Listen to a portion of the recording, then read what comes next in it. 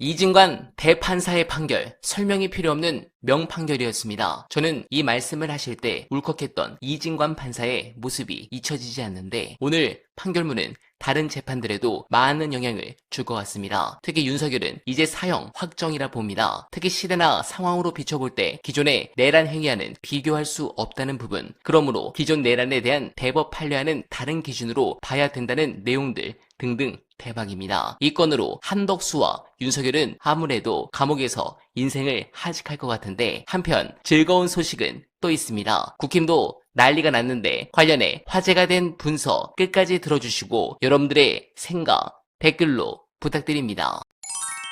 저희가 주목하는 거는 숫자입니다. 주장대로라면은 5만 명이 입당을 했다는데 네. 그 5만 명이 전부 당비를 내는 책임당원입니다. 숫자 자체가 약간 부풀려져 있을 수는 있지만 적어도 수만 명 단위가 그때 입당을 했다는 얘기가 되잖아요. 찾아봤습니다. 2023년에 전당대회가 있었어요. 어제 이제 김종혁 그 전 최고위원이 그걸 굉장히 좀 세게 공격했지 않습니까? 왜냐면 2023년 전당대회가 이른바 김기현 전당대회입니다.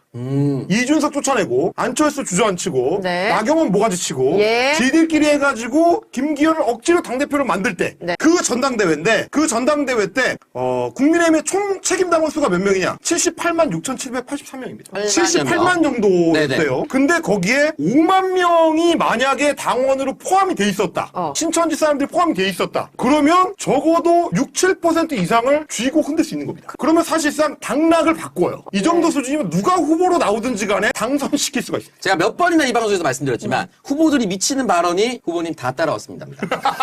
근데 여러분이 군소 후보가 난립할 때 초반 싸움에서 10% 20%에서 다 따라오는 수치가 나오잖아요. 아, 그렇죠. 그러면 1, 2, 3 후보군이 정해지는 순간 그렇지. 나머지는 다 정리가 됩니다. 그럼 1, 2, 3 후보를 6, 7%를 만들 수가 있어요. 네. 그렇기 때문에 이 판때기를 사실상 신천지가 좌지우지했다라고 볼 수 있는 거예요. 그러니까 실제로 그때도 원래는 김기현이 출발할 때 3%였기 때문에 애초에 안 되는 거를 억지로 당대표를 만들었는데 그리고 그때 승부처가 어디였느냐? 결선 투표로 갈 수 있느냐 없느냐. 결선에 가면 모른다라는 위기감이 있었기 때문에 1차 투표에서 50% 넘겨야 된다는 거야. 네. 실제로 김기현 후보 그때 50%에 조금 넘겼습니다. 만약에 표가 약간이라도 다르게 움직였으면 예. 그러면 김기현이 1차에서 못 끝내고 결선 가서 역전이 되거나 혹은 역전을 못하더라도 굉장히 좀 어렵게 대표가 되는 건데 한 방에 갈 수 있었던 데에 혹시 뭉탱이 표의 어떤 움직임이 있었던 거 아니냐 의심되죠? 라는 의심을 해볼 수밖에 없는 뭐 그런 맥락인 거죠. 그러니까 아예 당대표를 만든 거 아니냐 이런 의심. 예. 통일교하고 똑같이 지금 드는 겁니다. 실제로 보면 신천지는 어떠한 의도를 가지고 움직였느냐를 살펴보면은 일단은 현 이재명 대통령을 막으려고 했습니다. 단독 이재명 대통령 대권주자 떠오르자 이만희 목적 달성 못할 것이라고 이야기를 남겼다고 합니다. 소제목 보면 20대 대선 개입 의혹 신천지 계기는 코로나라고 되어 있습니다. 신천지를 연일 압박한 이재명 대통령 두 차례 강제 진입이라고 되어 있습니다. 실제로 저때 구속됐습니다. 네. 기억하시겠지만 말하자면 사실상 이재명 지사가 빵에 쳐넣은 거예요. 그렇게까지 주먹을 끌게 만들고 결국 빵에 갈 수밖에 없도록 만들었던 게 그 당시 경기지사였거든요. 그러니까 원한을 품을 수밖에 없어. 그래서 오늘 저녁에 지금 MBC나 JTBC에서 그 녹취록을 보도를 했는데 네. 녹취록에도 막 길길이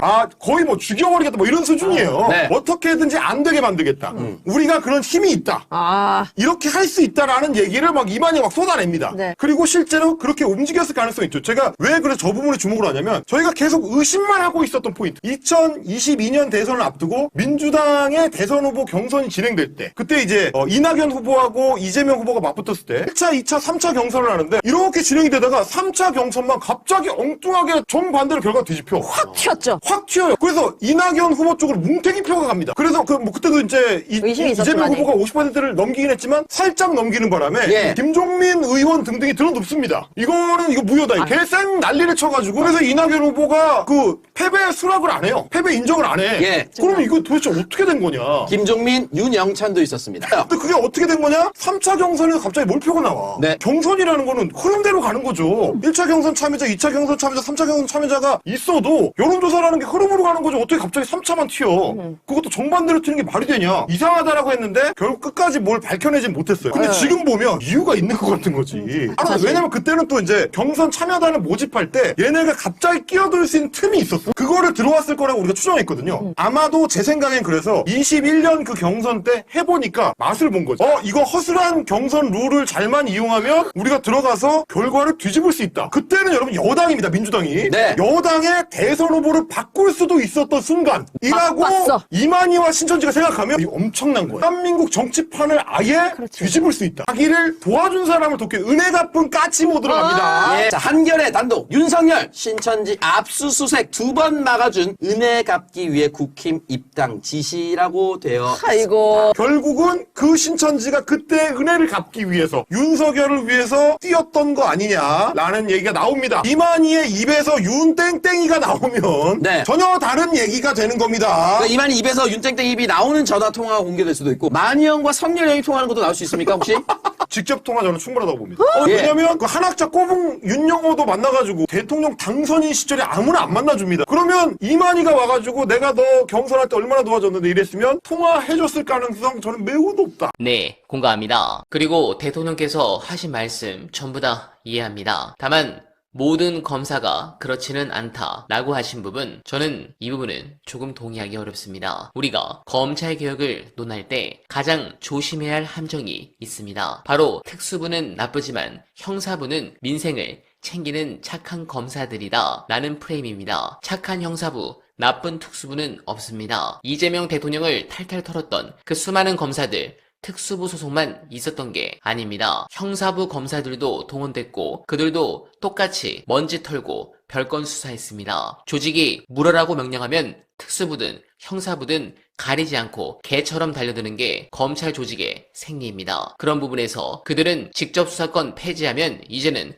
보완 수사권으로 그 짓을 할 것입니다. 지금까지는 대놓고 칼을 휘둘렀다면 앞으로는 경찰이 수사해온 사건을 보고 이거 좀 부족하네. 내가 보완할게 하면서 슬그머니 사건을 가져와서 다시 정치 수사로 변질시킬 거라는 겁니다. 간판만 바꿨지 하는 짓은 똑같은 우회상장 수법입니다. 검사들은 항상 결정적인 순간에 민생과 피해자를 방패막이로 세웁니다. 보완 수사 못하게 하면 억울한 피해자는 누가 구제하나? 이거 전형적인 인지극입니다. 그들은 피해자를 구제하고 싶은 게 아니라 자신들이 언제든 수사에 개입할 수 있는 연결고리를 남겨두고 싶은 겁니다. 검사의 선의에 기대는 건 개혁이 아닙니다. 나는 착한 검사야 라는 말 믿지 마십시오. 어떤 검사가 와도 딴짓을 못하게 만드는 시스템을 짜는 게 개혁입니다. 지금 국면은 두텁게 판을 짜면서 상대방의 약점이 보이면 그 틈을 파고들어 숨통을 끊을 국면입니다. 이 뒷문을 완벽하게 걸어 잠그지 않으면 우리는 1년 뒤에 형사부 검사가 보안 수사 빙자에서 또 정치질 하더라는 뉴스를 보며 땅을 치고 후회하게 될 겁니다. 틈을 주면 안 됩니다. 완벽하게 분리하십시오. 공감하셨다면